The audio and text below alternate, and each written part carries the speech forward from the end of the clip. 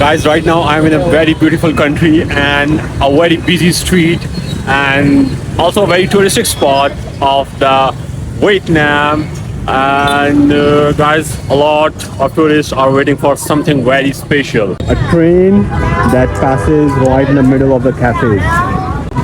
You can literally sit here, enjoy your coffee, your food, and train will pass right in front of you.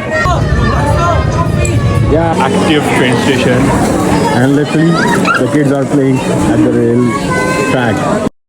The streets start getting busy as the train is about to arrive. Just 5 minutes more.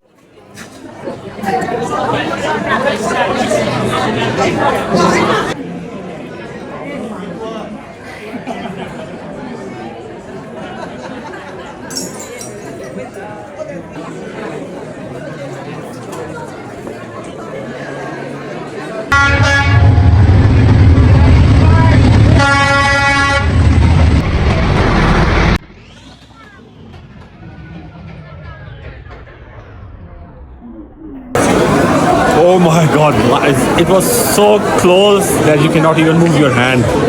Ha. Okay, now the people are about to disperse and अभी हम भी घर जा रहे हैं वापस.